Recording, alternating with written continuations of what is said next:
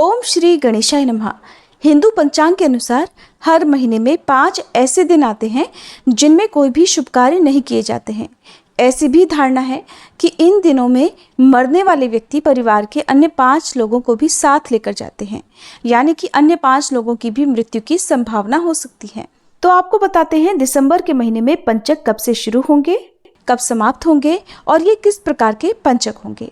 पहले जानिए कि पंचक क्या होते हैं।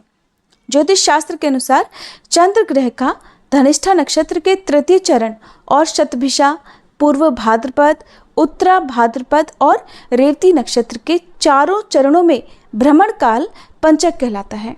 इसी तरह चंद्र ग्रह का कुंभ और मीन राशि में भ्रमण पंचकों को जन्म देता है।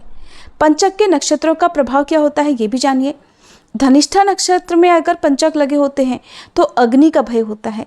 शतभिषा नक्षत्र में कलह होने की संभावना होती है। पूर्वा भाद्रपद नक्षत्र में रोग शोक बढ़ने की आशंका होती है। उत्तरा भाद्रपद में धन के रूप में दंड होता है, आर्थिक नुकसान हो सकता है। और रेवती नक्षत्र में धन हानि की संभावना होती है।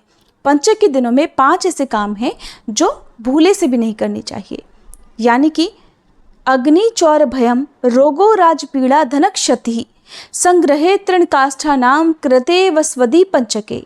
अर्थात कहने का तात्पर्य है कि पंचक में तिनकों और लकड़ियों के इकट्ठा करने से अग्नि भय, चोर भय, रोग भय, राज भय और धन हानि संभव है। 5 काम कौन कौन से हैं? लकड़ी एकत्र करना या खरीदना, मकान पर छत डलवाना, शव जलाना, पलंग या चारपाई बनवाना और दक्षिण दिशा की ओर यात्रा करना। अब यदि 5 काम करने भी पड़े पंचकों के दौरान में तो इनका भी समाधान बताया गया है। जैसे कि अगर पंचकों के दिनों में लकड़ी खरीदना अनिवार्य हो तो पंचक काल समाप्त होने पर गायत्री मात्रा के नाम का हवन कराना चाहिए। ऐसे में आप पंचकों के दिनों में लकड़ी खरीद सकते हैं। अगर मकान पर आपको छत डलवाना जरूरी हो तो पहले मजदूरों को मिठाई खिलाएं, उसके बाद ही छत डलवाएं। अगर पंचक काल में अंतिम संस्कार करना अनिवार्य हो तो शव दाह करते समय 5 अलग पुतले बनाकर उनका भी विधिवत अंतिम संस्कार करना चाहिए। इसी तरह अगर पंचक काल में पलंग या चारपाई लाना जरूरी हो तो पंचक काल की समाप्ति के बाद ही पलंग या चारपाई का आपको प्रयोग करना चाहिए।